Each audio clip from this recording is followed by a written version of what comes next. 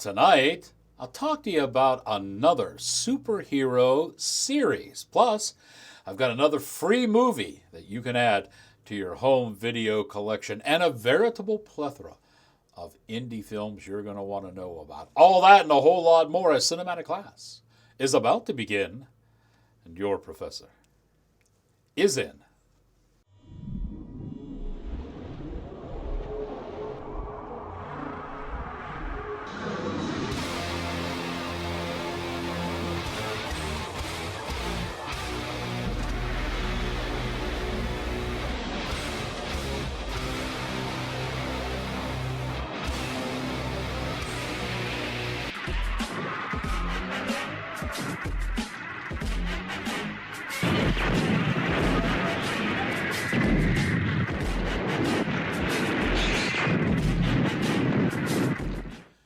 Greetings, salutations, and other sundry affair.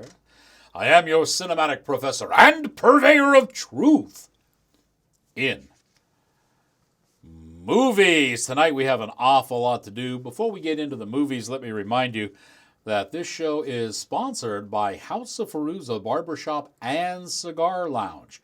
You can look your best, and gentlemen, you can feel your best as well. The corner of Drake and South Park Roads. We'll have a little bit more about what Sam's planning for this month a little bit later. We're going to have a new sponsor coming on soon. It's a new sponsor, but it's an old sponsor.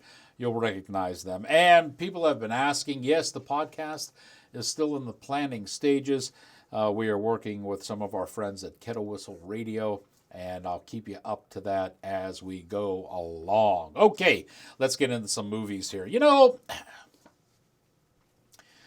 if you've been following my reviews, and I know you do, I hate found footage movies. I really do. And this movie, Godforsaken, started as a found footage movie. And I got to tell you, the only reason I stayed with it was because it had a theme very similar to last year's The Unholy.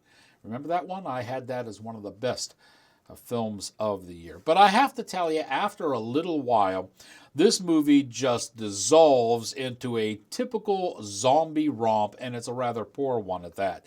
We do, however, get a couple glimpses of George Romero's Night of the Living Dead in here, so there's that for you horror fans.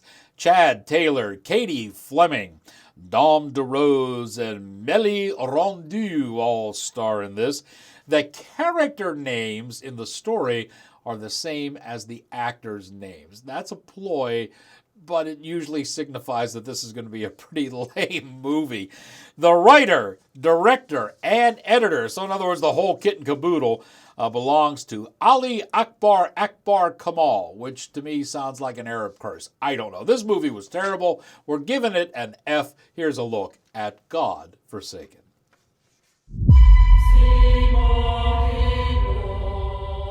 Back in my hometown, not under the greatest circumstances. What's going on? Chris, what happened?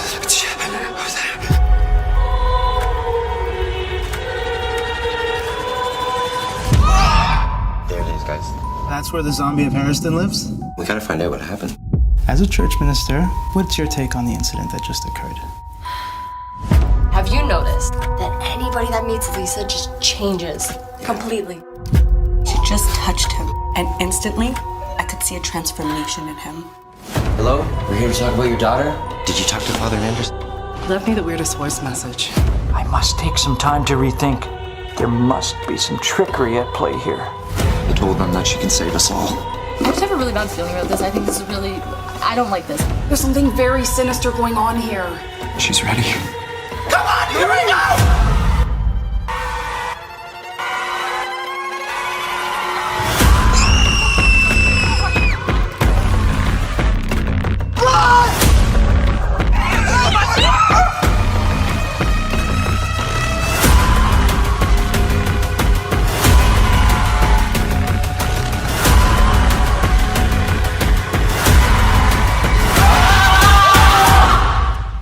Say, this one's been out for a while, and it was more or less snubbed at the Oscars, but I figured I'd better mention it anyway because it did get a lot of hoopla before the award show.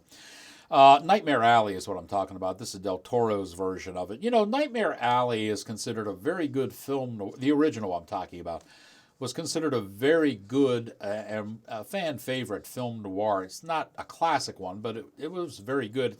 Originally starred Tyrone Power and Joan Blondell, two really top name stars. They are now replaced in this latest version with Bradley Cooper and Cate Blanchett. You can make an argument that those are two power stars now too. But Del Toro leaves his milieu here, and when he does, he stumbles. Folks, this is his worst film to date. It is way too long, and it's almost twice as long as the original, and it is very, very slow. You really want to have something else to do while you're watching this movie so that it plays in the background and you could just pick up the highlights as it goes along. I know when we watched it, many of my friends, as I glanced over, were on their phones. I mean, it loses you that quick. I couldn't really blame them. The cinematography in this is very good. So the accolades it garnered for that are certainly worthwhile. But they are not good enough to justify the length of this film, Nightmare Alley. Step right up and behold one of the unexplained mysteries of the universe. Is he man or beast? This creature has been examined by the foremost scientists and pronounced unequivocally a man. I am prepared to offer you folks one last chance to witness this supreme oddity. Where did it come from? Begotten by the same lust and threat that got us all walking on this earth, but gone wrong somehow in maternal womb. Not fit for living.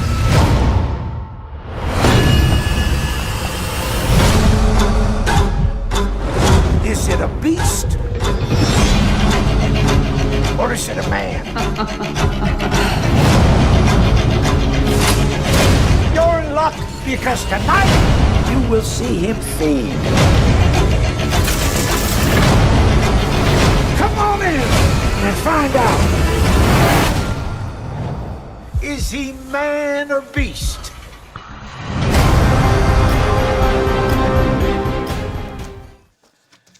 Each and every week I've been giving you the opportunity to add to your home video collection, and certainly this week is not going to be any exception. We go into the realm of horror. We've been doing sci-fi for a while, but this is actual horror. I have for you 645. Look at this one.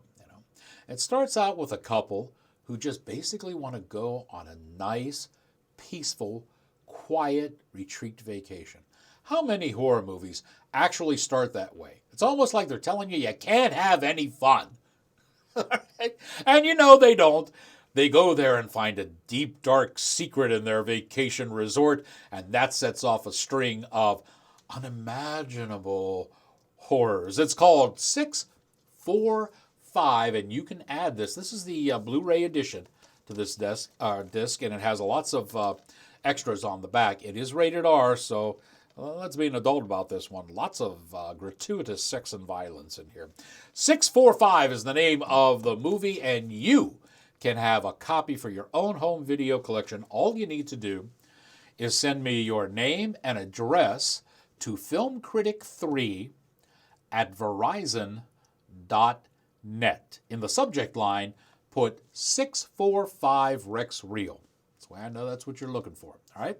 It's really that simple. I have a certain number of these to give away, and I'll give them away on a first-come, first-serve basis. Remember, you're limited to the continental U.S., and I can only send one disc per email, per household. Okay?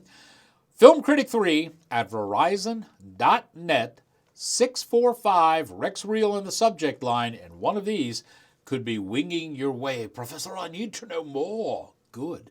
Here's a look at 645. Every morning we wake up at 6:45 in the a.m. and something happens, dude. Something happened on the island a few years ago. A couple visiting Bog Grove were killed over by the cathedral. The girl's throat was slashed. The fella's neck snapped like a twig. Do they know who did it? They never caught the guy. I'm trying to save you. I just need you to trust me, please. Trust me. You had a bad dream, that's all. Everything. It feels so... You're fine, okay? We're fine. You know what you need to do, Bobby. What the hell does that mean? Have you been drinking? Are you serious? Were you Come on. walking around like a crazy maniac? You're just gonna keep on doing this, aren't you? You're just gonna keep on doing this, huh? You really love me, huh? Everything all right in there? I'm fine. Everything is fine. I don't know what you think happened to me. What are you trying to say? Who you wrote?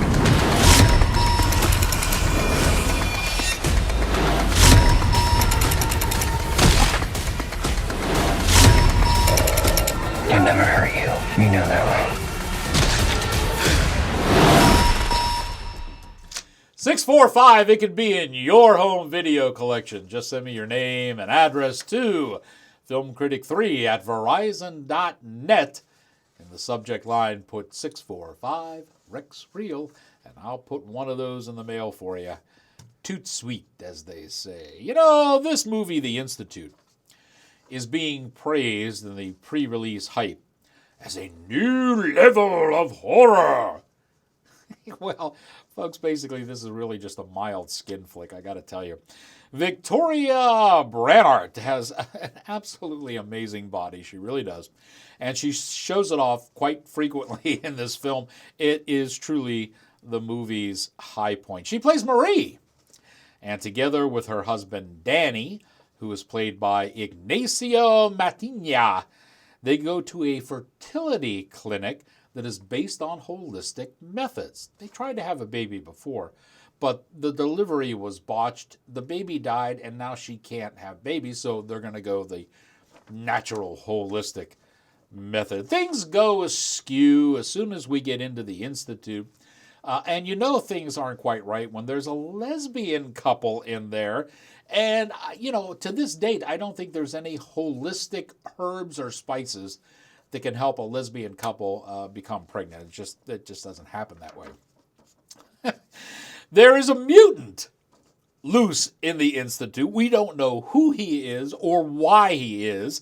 There is no tie from the mutant to the fertility clinic. Everything just goes bonkers from that point. Dr. Landis is played by Mark Lobine, and our writer-director for this was Hamza Zaman. Folks, unless you're looking to see Victoria in the buff, this is just an absolutely horrible film. We're going to give it an F. Hey, I was thinking we'd take a drive down the coast, get out of the city for a bit. What do you think? I must have missed one. Sorry. The Lands Institute for Reproductive Sciences is more than just a clinic. It is a world-class research center, wildlife sanctuary, and holistic retreat to nurture the body and mind. If anyone can help us, he can. To create another life is the most strenuous task the body can ever undertake. We must give it every tool to help it scaffold its mysteries. Welcome. Please step up. Don't you get the feeling that you're being watched? You're the one that told me to have some hope. It's this place. Look, I can't put my finger on it just yet, but something is going on. To more beautiful babies. To more beautiful babies. It's for humanity. Our breakthroughs had the potential to shift our understanding of life forever. We're getting medical treatment from a world-class physician. This place is our last shot. I feel you've become critical of my methods. I bring life to those who are bereft of it. Is that not a worthy task? I didn't sign up to be your lab rat. No, you are my patient. And you will respect this place. If you leave here now, your baby will die. Are you willing to take that chance? And the role of the father is key. The doctor wishes to see you. The Girl on the Mountain is really a tale of redemption. This movie was written, directed, edited, and even shot by Matt Sconce. So this is his baby. In fact, he's even put his daughter Mackenzie in the lead role. Now we start off with Jack. Jack is played by Dan O'Reilly. One night, he is a director, music director, and one night his dress rehearsal runs over. So he is unable to pick up his daughter from school. He calls his wife. She doesn't answer the phone. We don't know what she's doing, but she doesn't answer. And as a result, the daughter decides to walk home, and when she does, she is hit by a car and she dies. The wife blames Jack, and she becomes so depressed that she commits suicide. So now Jack has not only lost his daughter, but his wife as well. So what does he do? He turns around and becomes a mountain man. And then a short time later, Arya stumbles into his camp. And Arya is played by Mackenzie. That would be Matt's daughter. She's running away from Big Al, who is played by D.T. Charney. Big Al killed her mother and is now after her. Big Al is like a hillbilly loan shark, for lack of a better profession. This is filled with a whole lot of cliched scenes, including the, teach me how to skip a rock across the lake scenes, which you've seen ad nauseum. It does provide for some waxing philosophic entries on life, including talks with God. Yeah, Jack has those. It kind of reminds you of Tevye and Fiddler on the Roof. There is no explanation in this movie how Jack transforms into Mountain Man, and even when Big Al comes on the scene, how he transforms into Rambo. No explanation for that at all. This is not the strongest of films, but I got to tell you, if you're looking for something that ends nice and has a good, warm, fuzzy feeling at the end, this one might be up your alley. We're going to give it a C+. It's called The Girl on the Mountain.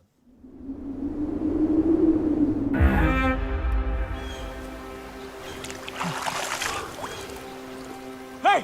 What are you doing? Stop! I'm not gonna hurt you. Tell me why you're out here all by yourself. Somebody's gotta be looking for you. Nobody. Well, I can't just leave you here.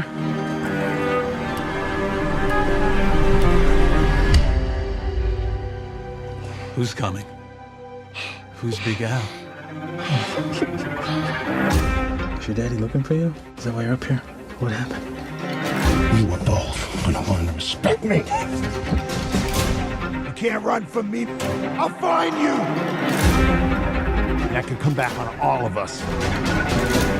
We'll find her. Gear up. So here's the deal. If we're gonna stand a chance, I'm gonna need to use this. Let's go. He dies tonight. I know you're scared, but I made a promise that I intend to keep.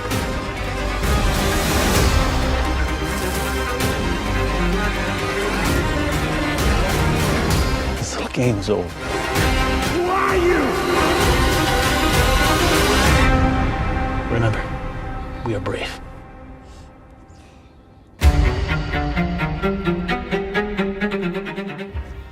Say, I told you at the beginning of the show that our sponsor is House of Fairuza Barber Shop and Cigar Lounge. And folks, they support the show. We'd like you to support them. The Barber Shop has an awful lot of, not only can Sam do a great job in making you look good, but he has a veritable plethora of products that are just, products for the hair, products for the face, your shaving, whatever. There's even a local line there from a fella in Robinson Township that puts out his own aftershave and what have you, and it's really good stuff, so you can check that out. And I wanted to remind you that on April the 16th, Sam will be holding his annual Easter cigar hunt.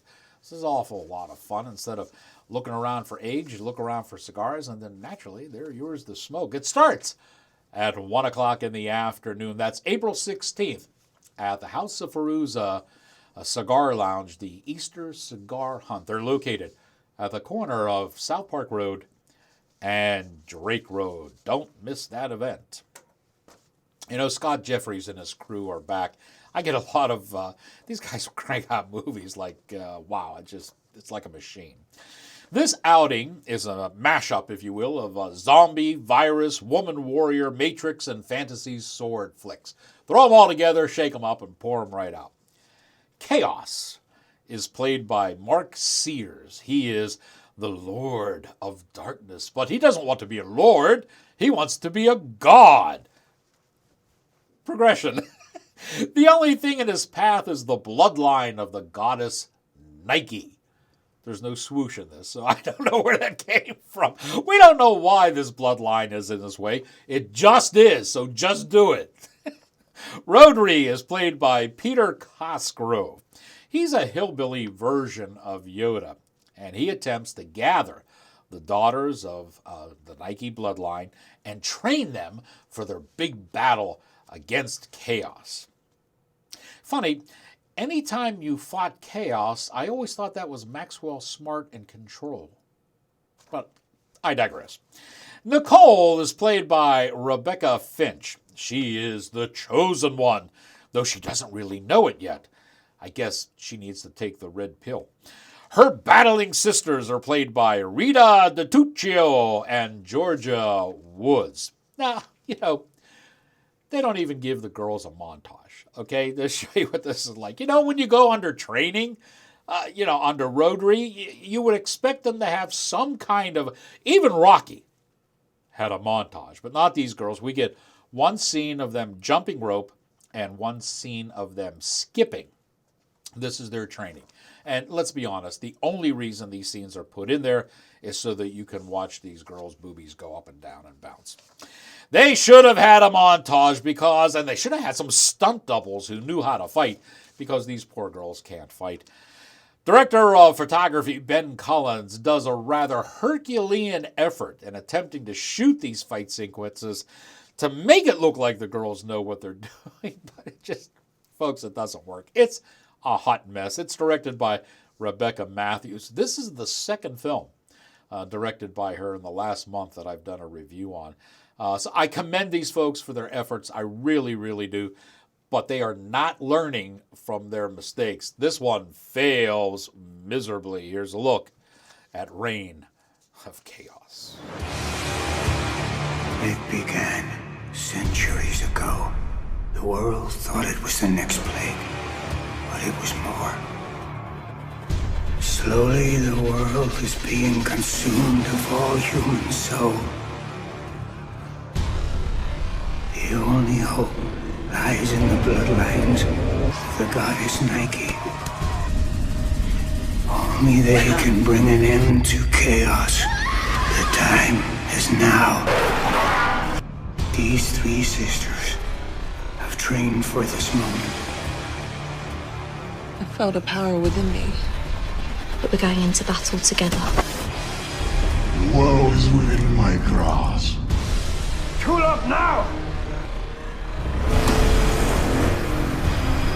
This is the reign of chaos. Folks, there have been a lot of movies that just didn't make the grade this episode, so I thought I'd leave you with some happy thoughts on this. We're fresh running out of time, so I'm going to go through these rather quickly. Look for a movie called Agent Game. Heads up on this one, I really enjoyed it. You can find my review for this on the online sites. It stars Dermot Mulroney, Adam Canto, Jason Isaacs, and Mel Gibson. It is really a fast-paced movie with very good action and suspense. You can find my review on Rumble, on YouTube, on Parler, and on MeWe. I also want to give you a heads up, especially for you sci-fi fans, of a movie called Occupation Rainfall. This is an excellent made sci-fi movie with overtones of war that will reflect on our current headlines. It comes from a land down under, made in Australia. It has a mouth-dropping ending, which really caught me off guard. Fear not, I contacted the studio. They got back to me and said this is a trilogy. There are 2 more episodes of this planned. I can't wait for them. This one was really good. And finally, I want to end on a superhero series. This is called Moon Knight. There are excellent performances in this by Ethan Hawke and Oscar Isaacs. But once you get past their performances, this is not a very interesting superhero. And the story from the original comics has really been Disneyized. For example, they're using avatars rather than addressing schizophrenia. Okay, so it's kind of watered down a little bit. There you go. If we have time, I'll show you these right now. Was looking in your file.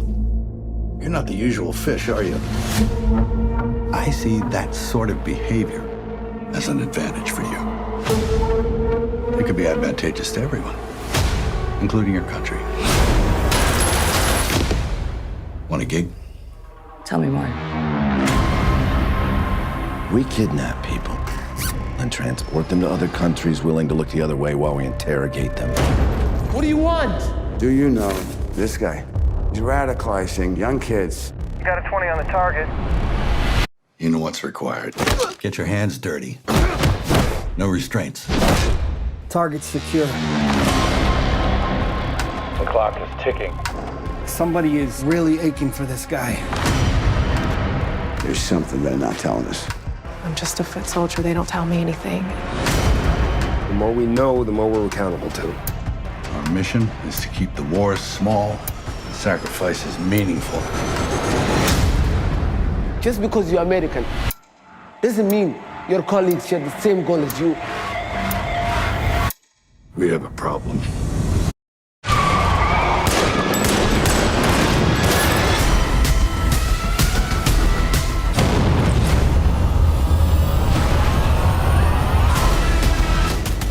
All I know is control and orders. There's some bigger picture we're not seeing.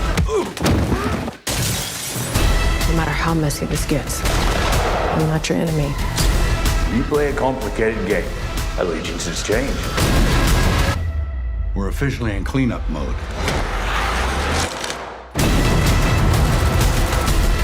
It's time for Plan B. So what's Plan B? Kill them all.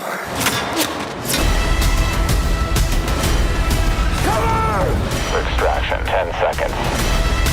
Let's do it.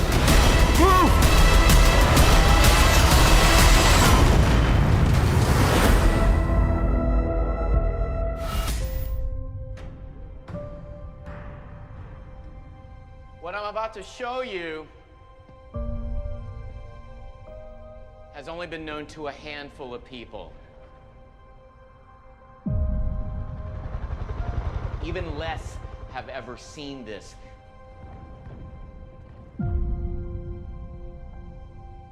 This is Project Rainfall. What are they doing? Preparing for war, eh? It's their technology integrated with ours. It's a beautiful thing. I've hidden from this war long enough. I'm gonna make sure you complete your mission. You are surrounded. You cannot win. Oh, that's not good. Here we go!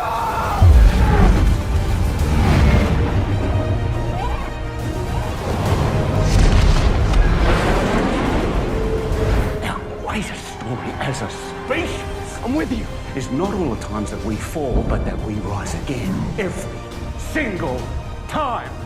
Incoming fighters!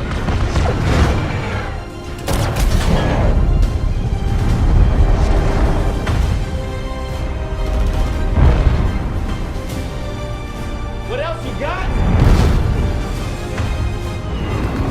Come on, you maggots! Fall back!